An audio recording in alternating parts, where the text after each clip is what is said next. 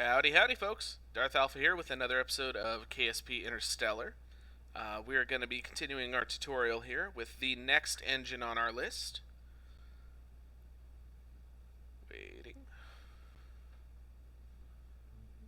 Alrighty.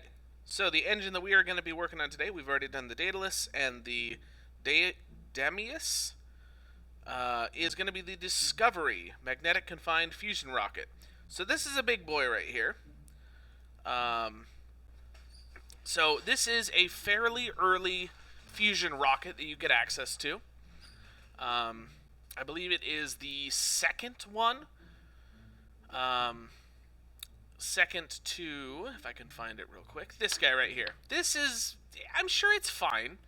I've just never used it because it requires lithium as the fuel source, and I don't really want to mess with it. But this one I have used a little bit. So, this guy right here, he runs typically on, or I guess it runs, whatever. Runs on deuterium and helium-3, both of which you can scoop from, it can be recolored, which is quite uncommon. Both of those can be scooped from the atmosphere of Jool. Let's see, it requires external power.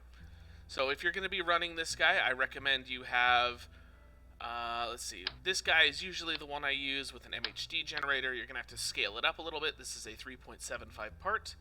It does go smaller, though, just down to 2.5. Do note, though, that your thrust is going to be significantly reduced while you do that, though the tonnage is as well. I have actually prepared this one ahead of time right here. It's a big boy, so we're going to pop out of here. So this is the guy that we're working with. Oh, actually, so it does produce power, but you just need to attach an MHD generator to it, and that'll allow it to continue to be powered. I've done something that I think is a little clever on this one. So you can see down here that I only have about 9,000 meters per second of delta V. That's not very much. Ooh.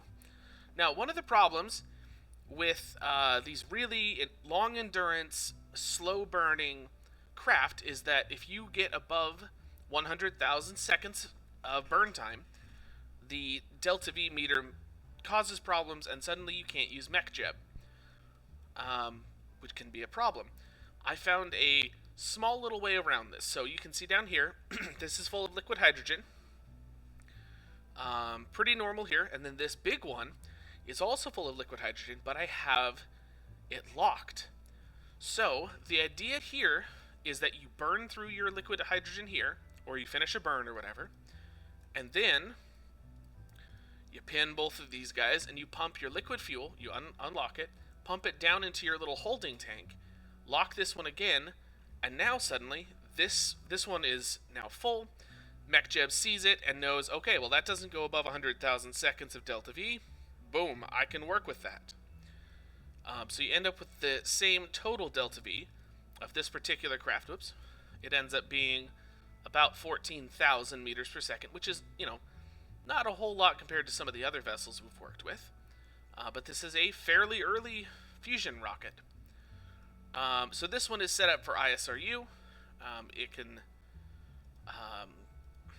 what is that? Oh, we are running a computer core on this one, but probe core would work just fine.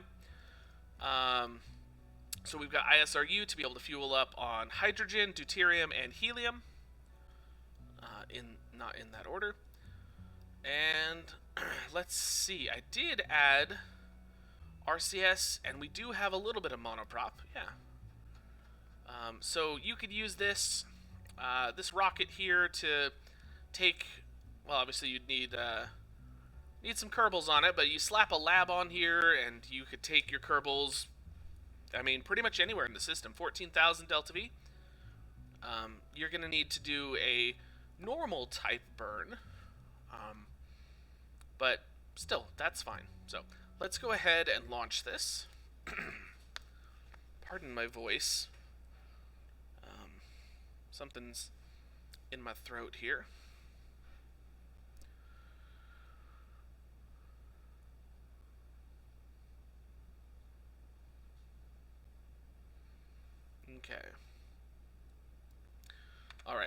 let's head on up to orbit. Let's go ahead and get ourselves pointed prograde.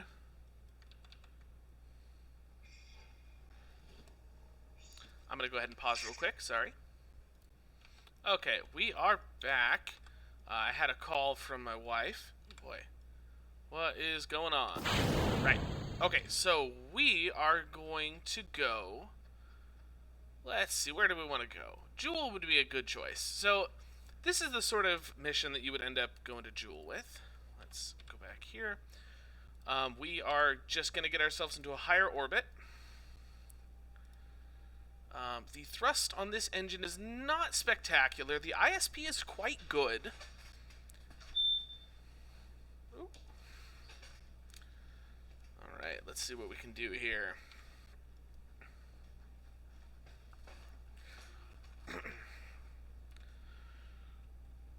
Yeah, it takes a little bit to burn out of Kerbin's sphere of influence here.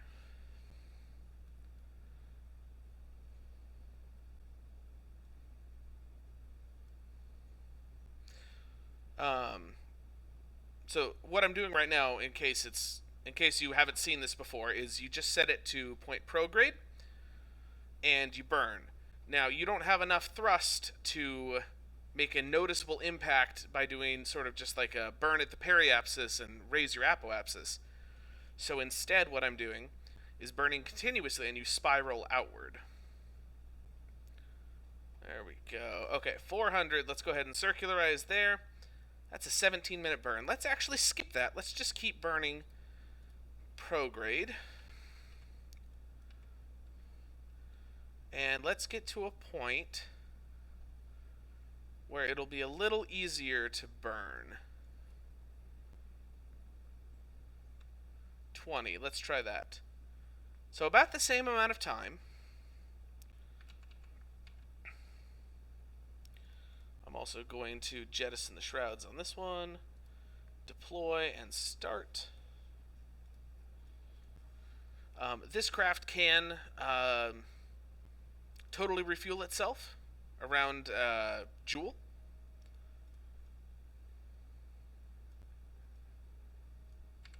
Alright.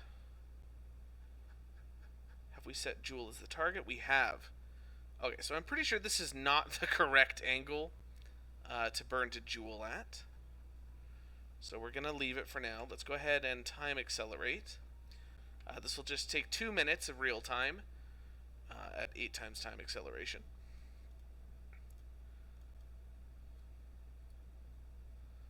Let's see. I'm sure that it's possible. Well, okay, let me rephrase. A lot of these craft that I'm designing are quite large. Like, for instance, this one. This is a pretty light one compared to some of the other stuff that I've done. This is a 200-ton vessel. Launching something like this in one stage into Kerbin orbit is actually very difficult. In theory, it could be done, but you're just slapping boosters onto the side of the thing. I'm actually gonna, for sure, in this next episode, show you guys how to use the Kerbal space transport system. We're going to put together a real quick little space station, something that you could easily launch in a single launch. Record a spacecraft going to it, depositing some tonnage and some crew, and then having it go back.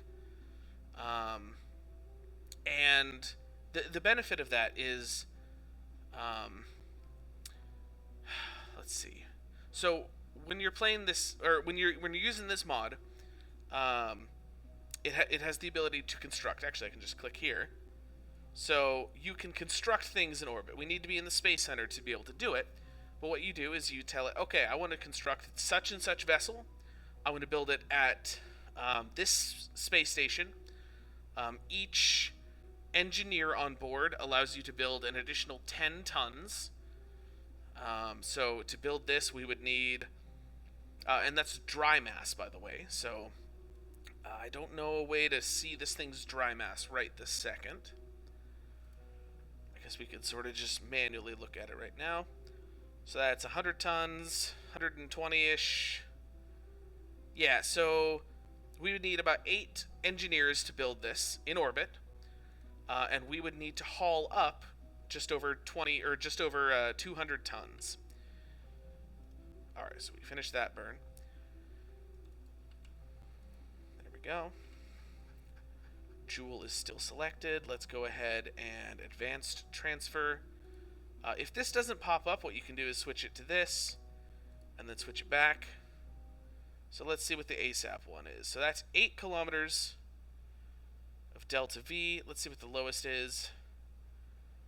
Okay. Let's make a real quick little pork chop there. Selection. Not happy with that. So let's go ahead and remove the hit reset, and let's just do the lowest delta V.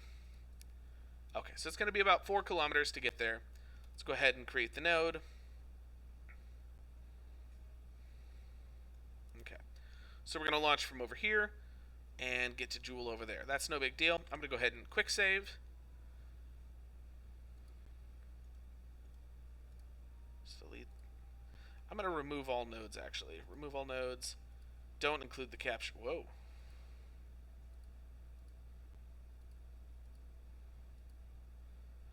Okay, let's go ahead and create that node. Execute next node. And let's set this to hyperwarp. Just so that we get there quicker.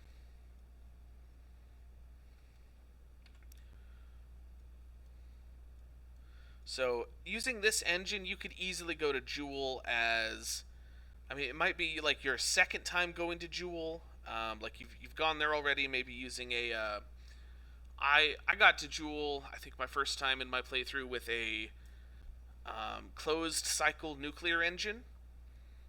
It's effectively just an upgraded version of the Nerva from the base game. I think I will. I haven't shown what it looks like or how those things work yet, but I'll go over all of the real similar ones like that. The liquid core and the gas core reactors. Are we gonna go? Oh, there we go. Okay, so a burn like this is gonna take a while. I'm gonna go ahead and pause. I might just. I'm gonna do this burn manually. So let's go ahead and abort node execution. Point. Excuse me, at the maneuver node, and go ahead and crank it up to 1,000 times.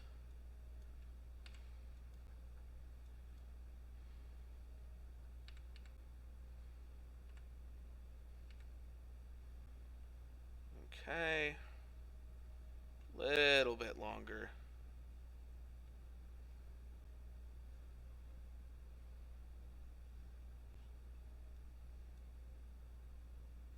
Okay, perfect. Wow. Oh, it stopped because it wasn't facing the right direction. Far less impressive. Okay, so our periapsis. Wow, that's actually a really good, good setup there. Okay.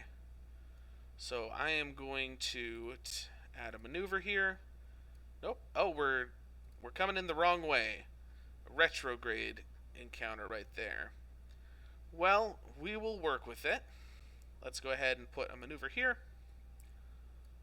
And just barely close our orbit here. That's a little more than just barely. So that's 3 years, 363. So it'll take about 20 days to get there from the periapsis. And then once we're out to the apoapsis, we will flip the orbit. And then we'll make an inclination change and go from there. But, yeah, let's throw a quick save on. Execute next node. This will only be a 20-minute burn, so not too bad.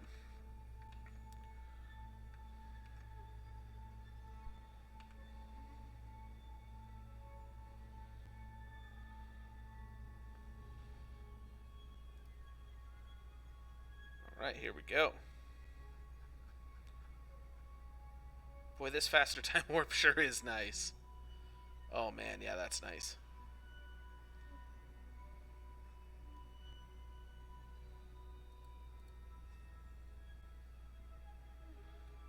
Alrighty. So it ended up taking us about 5 years, a little over 5 years to get here, but that's not too bad.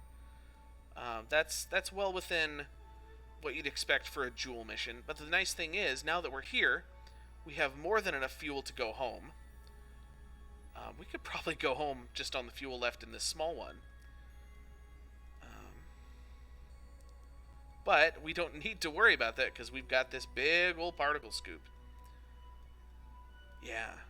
Honestly, we probably, if we didn't have this, and we just kept this particle scoop here, we could have, 100 tons, 120 tons of living quarters, of lab space, of scientific stuff. We could maybe throw in a lander or something like that. This is not a min-maxed vessel by any means. The only min-maxing, of course, that occurs here is, well, I guess just picking the correct fuel type. Yeah, this mod has so many options when it comes to things like intricate vessel design to making sure you get all the right bits of equipment. I'm just rambling at this point. Okay, let's get this done real quick.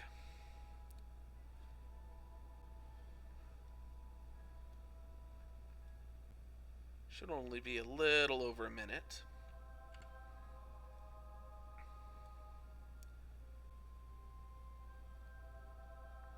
Yeah, this is a good little engine, but boy, it is not a Daedalus.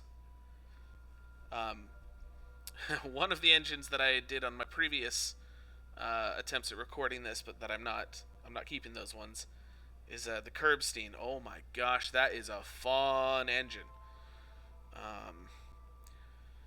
We got from Kerbin all the way out to was it Sarnis? We got from Kerbin to one of these outer planets in 30 days. It's not the most efficient engine, but boy, is it a fun one.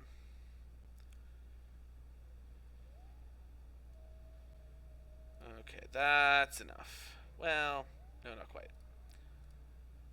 50 days, yeah, that's too much. The time is 9 p.m.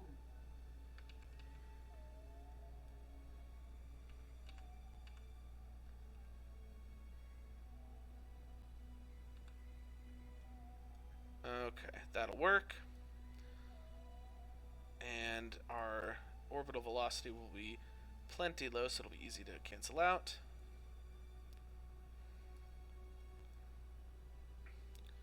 Let's lower that a little bit more.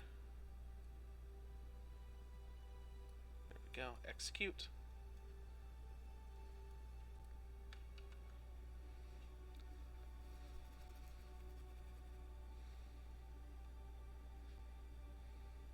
So, you can see this thing is having no trouble doing these sort of burns. What we're gonna do here is if this were a real mission, we would get out here, we would get into a real low orbit, we'd fill up all of our fuel, and then we'd make the Grand Tour. We'd go to Laythe, we'd go to Val, we'd go to Tylo, Bop, and then Pol. We'd probably drop back down, fill up again, and then head on back to Kerbin. That would give us plenty of time for our labs to do the research they need. Yeah, we would be plenty good, and we'd have more than enough Delta V to get home. So, anyhoozle, I think I'm going to go ahead and end the episode here. No reason to keep yammering on about something that I think everyone else gets. This is a pretty simple engine. Plenty of Delta V early game. Reasonably powerful. Quite fuel efficient. This is going to be the most fuel efficient thing you have at the time. Let's actually go to the Space Center, and I'm going to show you where this is at on the tech tree. I guess I should have done that before.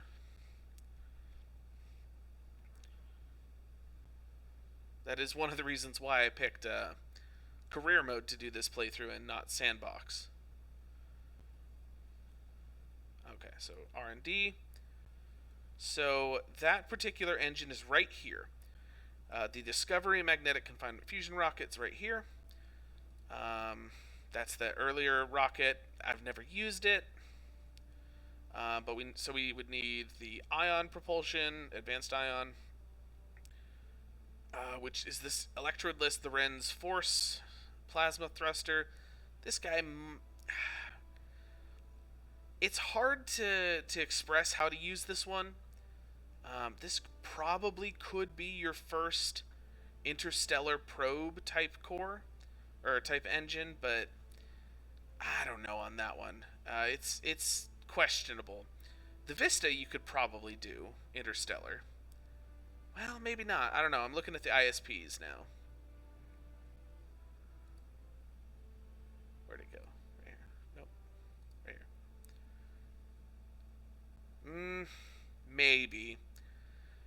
I don't know. You might be able to make it work. So you need this tech here and the experimental electrics tech, which is down here. So this gives you some good stuff. This right here, these two, are probably the best money-wise in terms of relays. If you need to put a relay into orbit for a contract, or if you just want to be able to communicate with literally anywhere in the Kerbal system, this is your guy. This oversized microwave dish transceiver head. 100 terameters is what this thing can output. This one is the same, but it's an inline version rather than like an end cap. Very good stuff. They require a lot of power to actually use, so I wouldn't recommend putting this on your labs, but when they're relaying, they don't really have to worry about the power. And then that resource extraction is right here. The atmospheric particle scoop. Fairly late game, but not too bad. The Daedalus rocket engine is actually just after this. However, it requires you to get this tech as well as that one, obviously, and then this high-powered electrics. So it's not too bad. Now, where is it at? So this is the other engine that we've gone over so far in the series. This, it looks like it's much further down the tech tree than the Daedalus. However, this has much simpler prerequisites. So antimatter power, which is right there. Oh, actually, just kidding. I guess if you're going for, wow, this, okay. No wonder I don't use this. The Daedalus you get earlier. I guess it is cheaper. Yeah, it's noticeably cheaper. It only has to upgrade once. That's a big upgrade, though. Extreme heat management. Where's that one at? This one? Oh. So it only becomes super viable late game with heat management. It doesn't even say that it works here. Extreme heat management. And then the Daedalus, it's got a bunch of things that upgrade it. I think they're up here. Let's see. I don't see one right there. Or there. These upgrades are spread all over the place, and they're quite important. But any upgrade that you research is applied retroactively to all your other techs. Or all your already in use vehicles. Guess I could hover over it. See what it's saying. Advanced fusion reactors, high energy science, advanced plasma propulsion, high power electrical systems. Okay, see, it's not even listed here. Yeah, see, it's little things like that where you just miss it if you weren't looking. So, anywhoozle, I'm gonna go ahead and end the video here. Hope you guys have enjoyed. Next episode, we're gonna go over the Kerbal transport system. Sorry about the pinging, if you can hear that. Yeah, hope you guys have a great day. Bye.